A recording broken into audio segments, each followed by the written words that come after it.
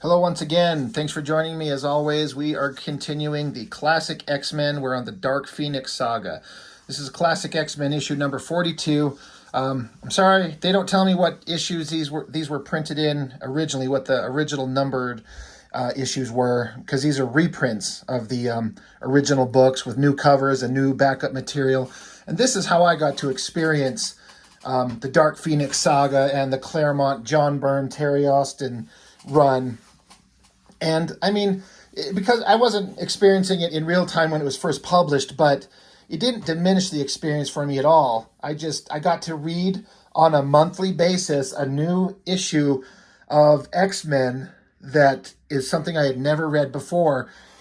So I was constantly just anxiously awaiting to see what the next issue would bring, because every story was just building up this story of the Phoenix, and it was so interesting. It was so good.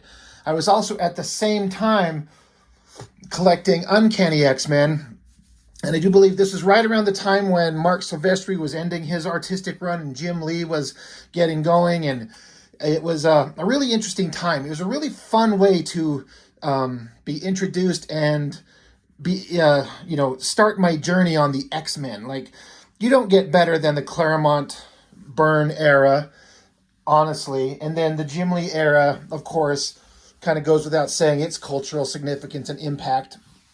And, the Jim Lee era, of course, is incredibly awesome. I mean, I was there as a kid to kind of witness it firsthand, but I was definitely enjoying these, but I didn't understand the significance of it and how good they were until I got a little bit older, and I kept going back in my mind how the effect these stories had as I read them. I mean, I would read them as a kid, thought they were great, didn't know what was going to happen, was kind of excited to see what the next stage was, the next story element. But as I went on and kept reading comics, I kept thinking how there was just some kind of magic that these had that other comics didn't. Even though, as I read them now, there are certain storytelling things, just the way that the story's told, that I don't think quite hold up. And I'm not trying to say that as a criticism exactly, because, comics are written in the era that they're made, and they're a certain way, they've got a certain feel. And I've said this in all my videos about Claremont's writing. He definitely has a voice that is sometimes pitch perfect and sometimes kind of odd, kind of a little bit silly by modern sensibilities.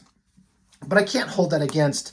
I can't hold up writing and certain ways of writing stories that were perfectly fine back in the day, and just because culture has changed, that it kind of reads a little odd now. You can't. I don't hold that against anybody, but it does stand out a little bit. But if you strip away being concerned about the weird kind of writing elements and just look at the basic story and how it's told and how it's drawn, it's perfect. It's such a great story. And I've said this many times on all these classic X-Men that I've been doing. And if you watch these, if this is your first time watching any of my videos and this is interesting to you, I've started creating playlists, and I've got playlists for Todd McFarlane and Rob Liefeld and Jim Lee and things like that.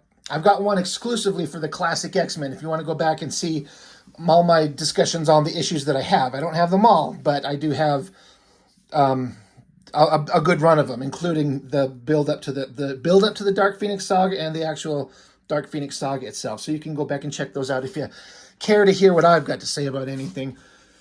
One of the things I've always loved about these classic X-Men, these reprints, are these new covers. This artist, Steve Lytle, again, I hope I'm pronouncing his name right. No disrespect meant to the covers that were drawn originally, but this Steve Lytle and all the covers that he did are just so much more dynamic and interesting. That he brought, I don't know anything about him or his, why he was doing it. I mean, why he was doing it was a job. But I have to imagine that maybe he was aware of the characters and he understood the significance of them and was motivated to draw the most awesome imagery he could come up with. And I think he succeeded on pretty much every one. there was a little part of me that when I started, like I glanced at this thing, because I've read all these, I've known them for years, but I haven't looked at them in detail in a long time until doing these reviews. And at a glance, I was going to say that this is maybe one of the less exciting covers, but the more I look at it, I'm like, no, it works. It's a classic thing of center figure standing over a figure that he's dominated, characters in the background looking on. It's kind of a tried and true formula, but it's so dynamic. I love Cyclops here, for example, how his outfit is mostly black with just some of these light highlights of the blue on his costume. The only thing it doesn't quite work for me is how Storm's outfit is this white, but it's a black outfit. If you have a black outfit against a black background, it probably would hide her too much and wouldn't work. But just a great cover, just dynamic and interesting, and I love the flame coming off her. And even if you look at the flame, it almost looks like I don't know, I want to say like a chalk or pencil or something like that to give it that grainy look. Just fantastic. I love the little flaming phoenix in the top corner.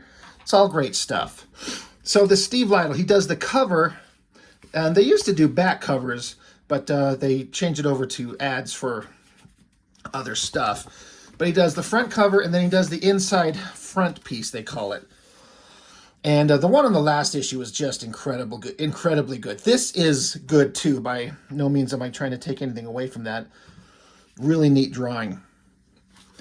But the front piece, the inside front cover of the last one was just is one of the best drawings I've ever seen. But the story was that, Jean Grey, she'd been mentally manipulated by Mastermind. That's a lot of M's. For a long stretch of time, for many, many issues. Like none of us had any idea what was coming, like what the ultimate resolution to this story was. Mastermind was just trying to get Jean Grey under his control, which he did. But what he didn't realize is that by fucking with her brain, he unleashed like the dark side of the Phoenix power and released, Dark Phoenix itself, which took over Jean Grey. So the X-Men were attacked and had their asses handed to them by the Hellfire Club. But the X-Men got away. But by that time, damage was done. Jean Grey was taken over, but she got free. She separated from Mastermind, fried his brain.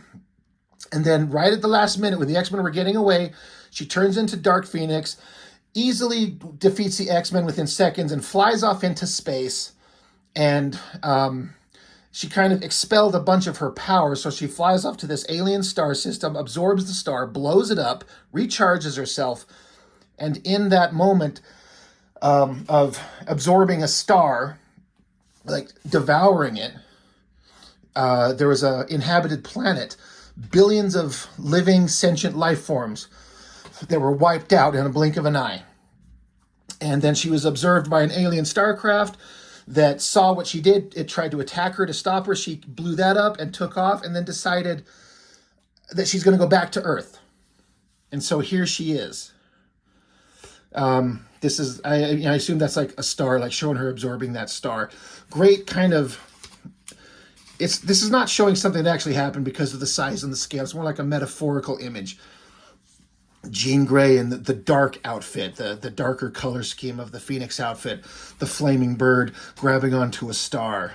Child of light and darkness. And I like how there's not a lot of text everywhere. I know I say that all the time. Sometimes it's necessary, sometimes it works, but the build-up to this story has been so good up to this point right here. It doesn't need much except the title. It's like, the story. You're here because you've been reading the previous issues. Let's get into it. So we've got these alien races that are, kind of galactic societies. And they're here, and they're discussing the Jean Grey problem, the Phoenix problem. And they've got Lilandra, the empress of the Shi'ar Empire, and they're bringing her along, and they're like, look, this Phoenix entity absorbed a star, killed a bunch of people, and then just took off and is leaving.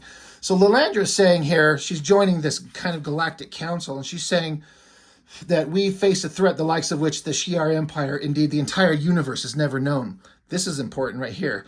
She says, beside it, even Galactus may pale into insignificance. To feed his hunger, he consumes worlds. To feed hers, Phoenix may consume all that exists. So they do kind of a recap of the Phoenix absorbing a star, blowing up a planet, and then her attacking, destroying a ship that attacked her. And they're saying that Lilandra, she's met the X-Men. She knows them. And she says when she met Phoenix, she was just a human named Jean Grey, who was a very good person. But, and she helped them stop her brother. It was a whole other story. But she says now it seems like she's no longer that good person. She's now this dark Phoenix, and if we're going to save the universe, she must be destroyed. So, oh crap. You know, things are not going well. Clearly. Sorry, I keep adjusting my damn camera, trying to get it at the optimum angle to get a straight-on shot. Anyway, back on Earth, we got the president kind of alerting their forces. Something's going on. This is big. Get the Avengers on the line. And you got Jarvis at the Avengers mansion running to the observation area, and he's noticing that there's no one on monitor duty. Now, the problem is that Beast, as was shown 2 issues ago, I think it was, he was on monitor duty at the Avengers mansion, and he saw that there was a problem with the X-Men, and he knows that the X-Men are kind of not trusted, so he decided to run off, leave his post, and erase the records. Now, I've said before that that's kind of a, like, I understand that he wants to help the X-Men, and I get it, and he would, but you don't turn your back on your responsibilities when you're an Avenger. You don't, like, not tell somebody that you're leaving. You don't erase records, because that's what's happening. The president is hitting up Avengers Mansion, and it's another one of those things where Claremont's done, like, an accent. I mean, this guy's name is Jarvis, but it's spelled Jahvis, so it's an accent. Mr. Jarvis understood that an Avenger was always supposed to be on monitor duty. I've been calling for some time without response. An energy force of unknown origins but considerable power is approaching Earth. So it's like, if this is some extraterrestrial attack, I want the Avengers ready to deal with it. So Jarvis is like, yeah, we will. I'll let them know. And Jarvis is thinking to himself, Beast was here, but he left. He kind of plays it off like, oh, I wonder what that's all about. But Beast should have never left his post. I don't want to say dereliction of duty, but I mean, what else could it be? You're an Avenger with responsibilities. You can't just set those aside to be an X-Man. Speaking of, come back to Beast. He's working on a gadget. They said in the last book that he's working on a gadget to help contain Jean Grey's powers, so he's doing it.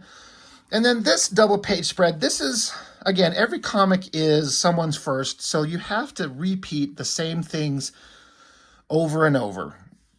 And if you were to read these all together, like get a collected edition, you're going to be reading the same kind of story beats on 1 or 2 pages every issue. And I bet it would get old, but you kind of have to do it on a monthly comic. But what I'm talking about is that they have the characters say certain things that you know. And it feels like kind of like a waste of time and a waste of space. But you have to do it because you have to have this issue be a self-contained story as much as possible, right? You see that because Jean Grey is Cyclops' lover, and he's obviously torn up that the love of his life has been taken over by the Phoenix and is taken off, and they don't know what's going on, what they're going to do, just that she's evil now, and how do they stop her because she's so powerful. And Storm is saying to herself, she can sense that Cyclops is just torn up about it. So she reaches out to talk to him, and he's like, just a second, Storm. And then his internal thoughts are, I can't open my eyes even the tiniest fraction until I've put on my special ruby quartz glasses, or my optic blast could punch a truck-sized hole in the wall. If you've been reading X-Men for any stretch of time, you know this. So it's kind of frustrating as a longtime reader to like read it again, but what else do you do? And then he kind of goes over just more thoughts about his feelings for the X-Men and Jean Grey and all this stuff. It has to happen. And you get back into this scene where Wolverine, Colossus, and Nightcrawler are in the Danger Room doing a training session, which happens all the time. And they often will mention, especially in their own inner thoughts, like what their powers are often. Like Wolverine hears like, All I have to do is extend my retractable, unbreakable adamantium claws, and bingo, another big bad danger room contraption bites the dust. Like, we know all this. But again, you got to say it. And Colossus, he's thinking to himself how he's pissed because he's acknowledging that these guys are not the brains of the team. It's these guys, and they're working on ways to stop Jean, so they have to just wait. They have to bide their time. And it's driving Colossus nuts. And the thing about Colossus, he's a gentle soul, but his frustration, his patience is almost gone. It's driving him mad. He's kind of getting, he wants to solve the problem, and he can't. And they're all just kind of saying to each other, whatever happens, I mean, Jean Grey, she trashed us, she kicked our asses, she'll probably do it again easily, but we have to try anyway. You know, we have to fight to save her, even if it means our lives. So it's good kind of classic team elements that are being built up appropriately. But sometimes it reads kind of slow. Now, this is something that I thought was kind of interesting. I think it was the last issue, when Jean Grey first became the Dark Phoenix, she said when she beat the X-Men with a flick of her wrist, essentially, she takes off into space, and she said, goodbye, you'll never see me again. So she takes off into space, travels across the universe, finds the star, absorbs it, blows up the star, kills the people, and then she's recharged, but then she just decides to come back to Earth. Like, she says, I'm gone, I'm leaving, you'll never see me again, and then she instantly comes back. I don't know if it says, but I guess you could attribute that to, it's the conflict of the Phoenix entity and Jean Grey herself. And Jean Grey wants to come back. So now she is back. She's returning to her childhood home where her parents live. It says she lands down here as Dark Phoenix. For a time, the young goddess stands unmoving in the front yard, wondering why she came back here. Then she looks inside and notices that nothing has changed. The sights, the smells, everything is the same, but it's foreign to her because she is the Phoenix. And so she's not the same. I say this all the time on these classic X-Men books, just looking at this double-page spread right here. I talk often about how old coloring sometimes doesn't work and how new modern-day glossy coloring sometimes doesn't work, but when you get the right balance and it works just right, it's perfect. And there's something about these old newsprint classic X-Men that, to me, this spread, I mean, every page, I just happen to think of it on this spread right here. The use of colors, everything looks so perfect. It looks like such a good, perfect comic reading experience. And credit to John Byrne and Terry Austin on the art duties for making the storytelling so clear, so good. There is one storytelling element coming up here in a page or two where it's the one time where I'm like, I don't know if that worked. We'll get to it and we can talk about it. But I think this stuff looks so great. And beautiful backgrounds, this airborne kind of shot of this building, this house, this kind of flat, static, like level shot, all this detail of the house. You can also tell if you pay attention that this printing process on the newsprint doesn't print the artwork as clear as it could, but somehow it still works. There's a look about it that just looks so fantastic. I have looked up several of the pages of the original black and white, and they're so crisp and clear and beautiful. In fact, I keep debating on trying to see if I can pick up that John Byrne X-Men artist edition that's out there. One of my buddies, Richard, he got it. He sent me a couple of pictures of it, and I'm like, holy shit, I want that so bad. It's just a matter of money sometimes. Like, how much money do I want to spend? Because I want to pick up the Jim Lee X-Men one. I want to get the Todd McFarlane Spider-Man one. I want to get the John Byrne X-Men one. God, has anybody ever done a Rob Liefeld Marvel X-Force artist edition? For real, I would totally pick that up. I've said before I like his X-Force work better than anything. Anyway, I'm just trailing off there. Sorry. Back to the good story here. Anyway, she shows up, and for a minute, she's kind of back to her normal self. Like, the text boxes have this, like, different kind of line work around it to indicate that she's speaking with a kind of a different voice. But she's there with her family, and she's saying to herself how, with her mental abilities amped up so powerful by the Phoenix, she can read the thoughts of her dad, her mom, and her sister completely, with no reservation. She can't even hold it back. So she can sense that they fear her. They're afraid, they're confused, and it bugs her. She doesn't like it. She can tell they're afraid of her, and she's like, they should be afraid of me. This is what she gets to in this shot here. freaking out, mad, pissed off. So, but her family's like, "What are you doing here? So you are a mutant. You are a kind of a superhero. What's going on? Why are you here? Why are you here so late? It's like 3 a.m. or something like that."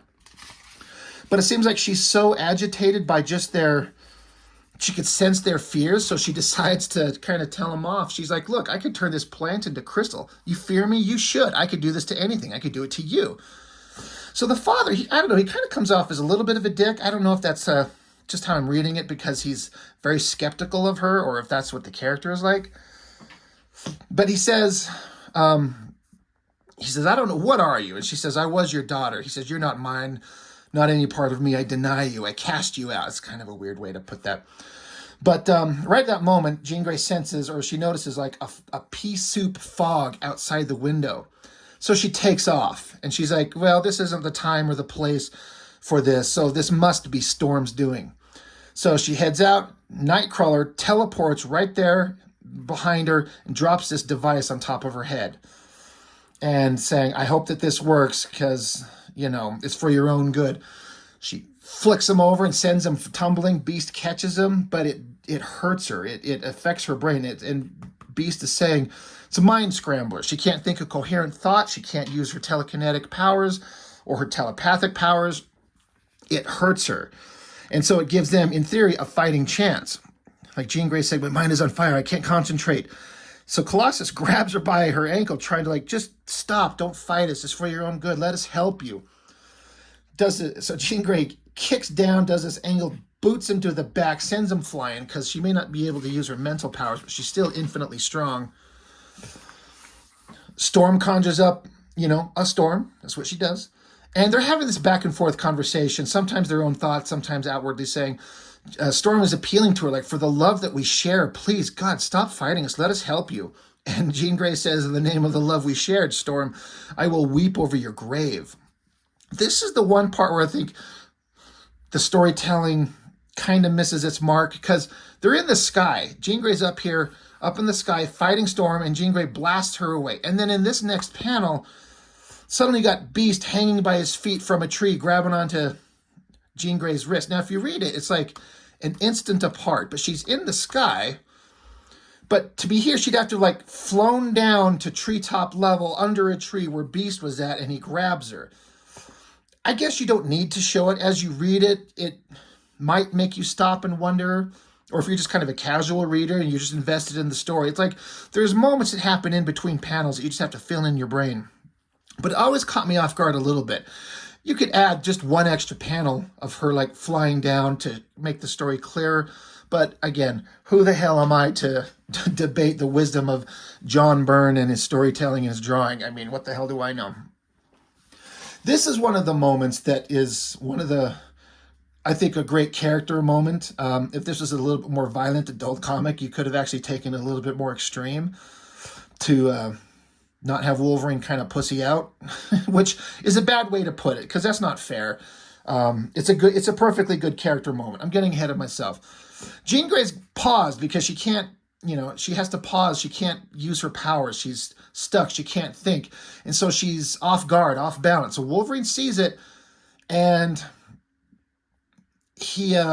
I'm sorry, I'm just reading some of these words that Claremont puts in it. He said in the mouths of these characters, Wolverine says, "I'll settle this fracas." And then down here he says, "Even with Beast's Framistat chopping her power." It's such weird dialogue.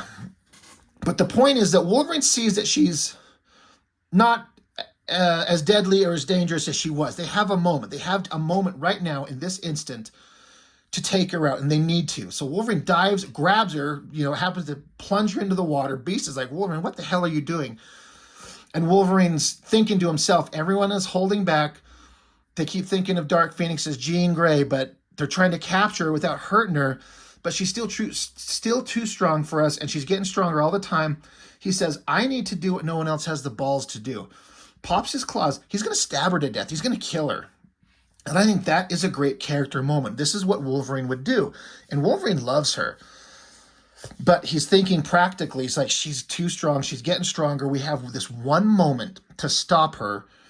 And so he's going to. But then while he's got his hands on her throat, ready to take her out, Her eyes open up, tears in her eyes. She says, strike while the human part of me is still in control. Finish me with your claws. I beg you. I don't want to, and then hurt you. Blast it away. And Wolverine says, for an instant, it was Jean. She was back. I couldn't.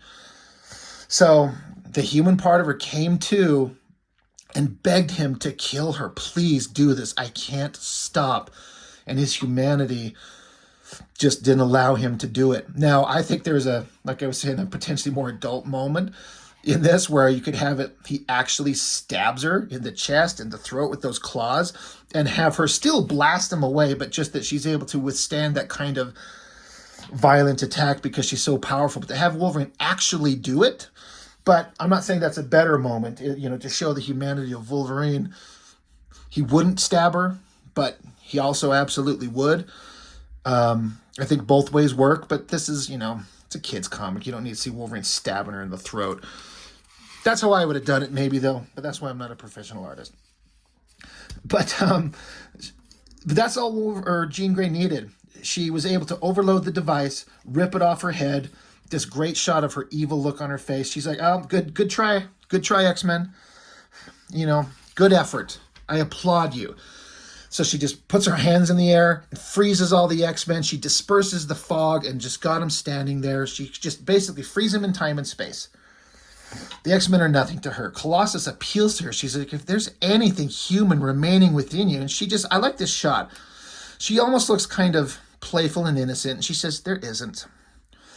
He says, hear me, remember who and what you are. And she just forces him to stop speaking.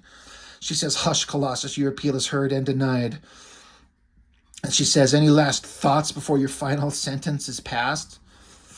And then Cyclops shows up, just tells her to stop it. And she's like, oh, I was wondering when you would show up. And this great evil shot of her. She says, have you come to fight? I hope so. He says, I've come to talk. She says, I won't listen. And he says, well, then kill me. I can't stop you.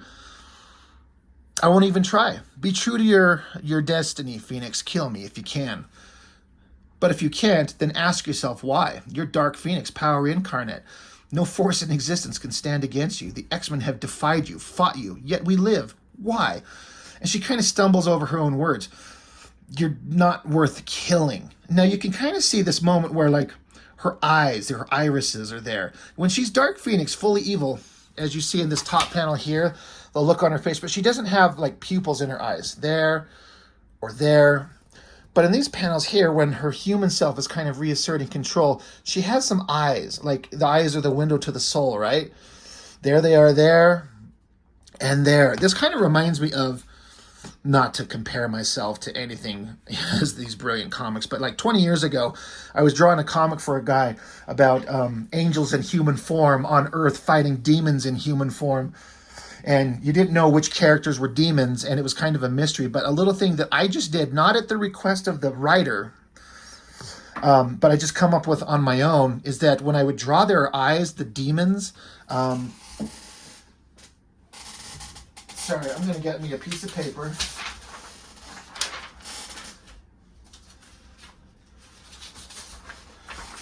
I'm sure no one will care about this, but I'm going to do it anyway. But...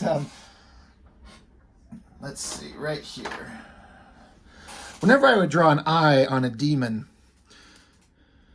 like say that this is just a generic eye, I would kind of just do it kind of like that, for example. Now, what's the difference? Well, what I would do when that's a demon, like a human or an angel, if you had the eye, I would do this thing where it's the same thing, but I would have this little glint of like light in their eye, like a little shiny iris, and then do the same kind of thing like that. This isn't a great pen, and so this isn't the best example, but I would just I would have no like reflection in the eye of a demon monster and have this reflection kind of part in the eyes of anyone that's a human or an angel. No one noticed it but me, but it was just a little tiny thing I did. Like you could pick out a demon by just a black iris eye and no kind of highlight like that. Anyway, that's just a random thought that I had. Sorry for the detour. Not interesting to anybody, I know, but But in the same kind of vein, having her eyes show irises here versus just the white shows you that the part of Jean Grey is probably fighting the Phoenix. It's trying to reassert itself, and you see that come up here and there. She's not killing the X-Men.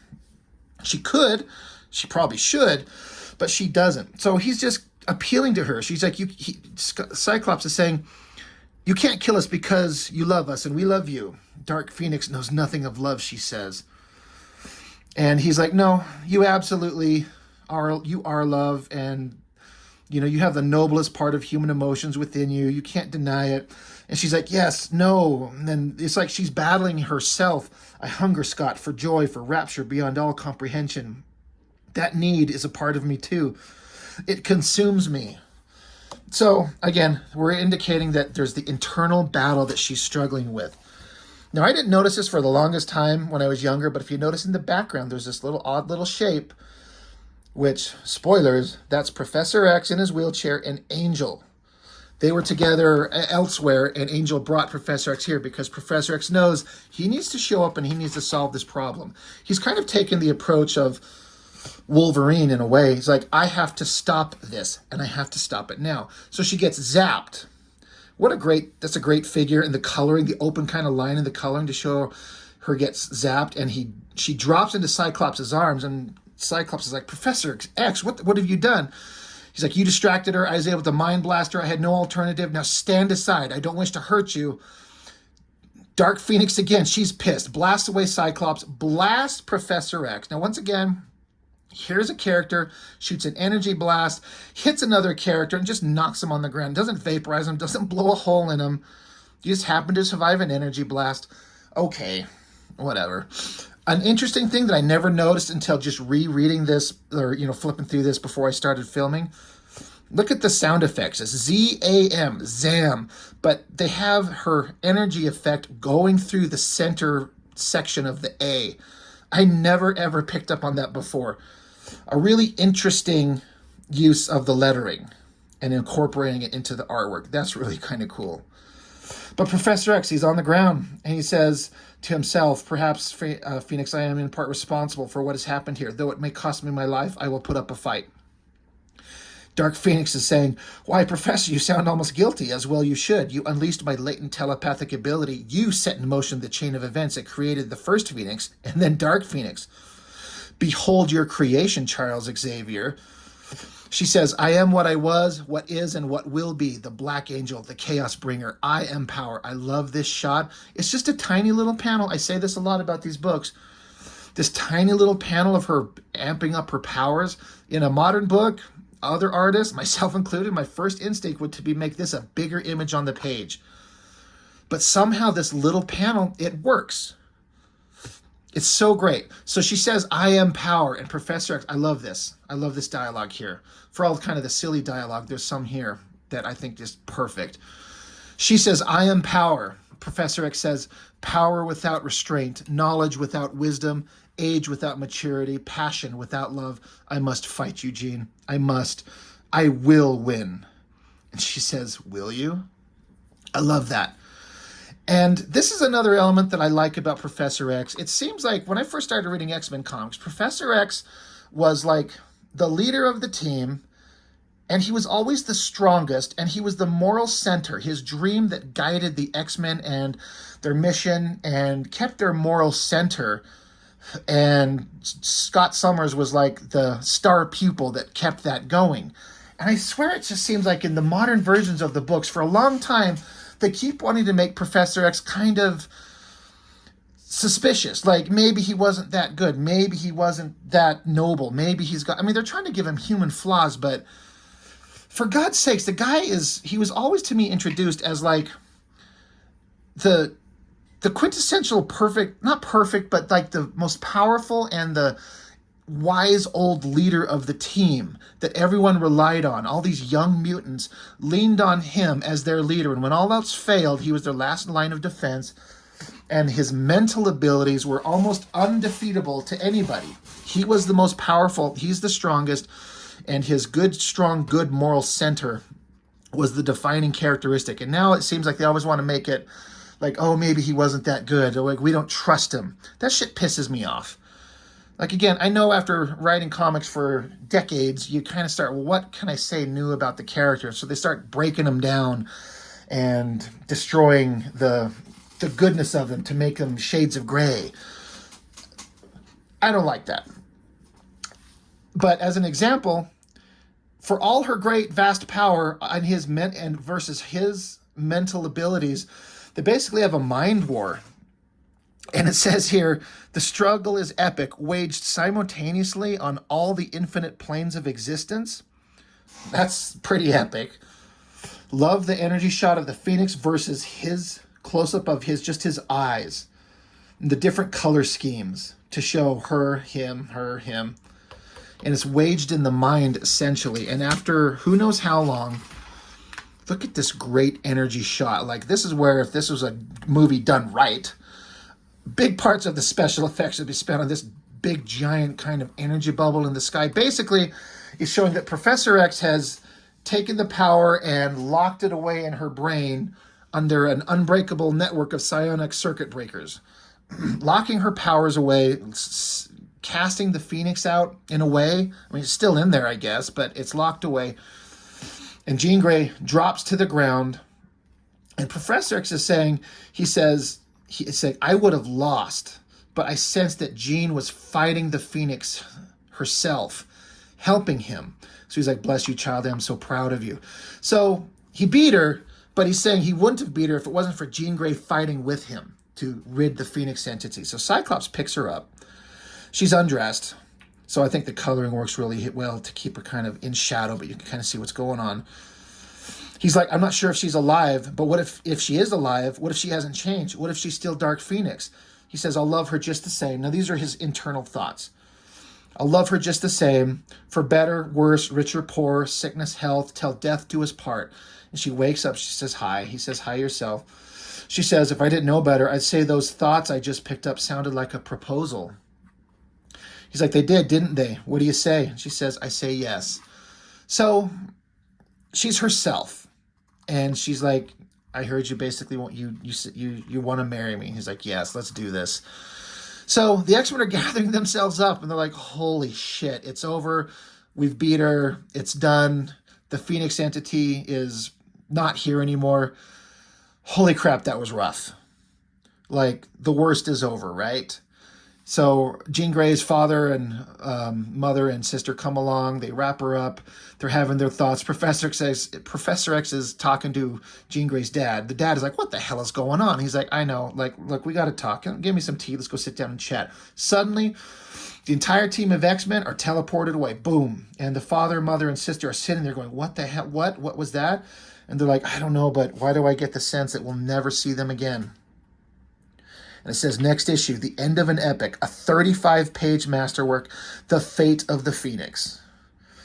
So, just when you think everything's okay, it certainly is not. Where did they go? Well, obviously, it's the characters, the Shi'ar from the beginning of the book. They went to go get the Phoenix, and they showed up right here, right now.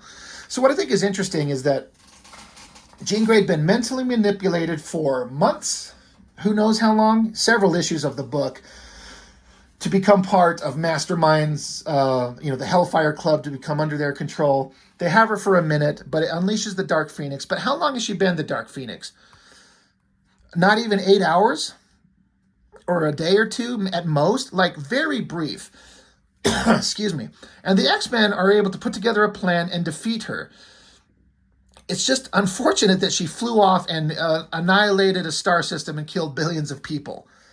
You know, being the Phoenix for such a short amount of time, but she did unbelievable damage that makes her an inescapable target. Great story. And I can't imagine how interesting this must have been to read it in real time for the first time, where you're like, this has been so good, and they've solved the problem, but where are they going? How are they going to resolve this in a 35-page finale? And I know what's coming, and most of us know the story, how it resolves itself, but could anybody have imagined what that next story must have been like? I can't imagine that anybody who was reading it in real time to start with knew what was going to happen. And that's one of the big points about the Phoenix storyline and the X-Men, considered one of the best, probably the best X-Men story ever written, and one of the best comic book stories ever written, is that it's such a good build-up and good characterization and perfect art, and you're invested in these characters. Now, the thing with me is when I was reading these, I was picking up Uncanny X-Men as well, and X-Factor at a certain point, and I knew that Jean Grey was alive. I didn't know at the time what happened in between, but all I know is that she was alive. So when I was reading this, I was into it, but I know that she's like, something might happen to her, but she's going to be alive eventually no matter what anyway. So it diminished the experience probably a little bit, because we all know what happens in the next storyline, but we won't talk about that until we review that next book. So anyway, just an interesting kind of thought that, for me reading it, I knew that Jean Grey would still be alive somehow. I didn't know it would be as complicated as it ends up being, but so that's the end of this. Again, 17 pages of story. There's a backup story written by Claremont about, I think it's Scott Summers as a kid. There's nothing interesting here. The only thing that's interesting is when I was reading this book, this was printed in 89, December of 89.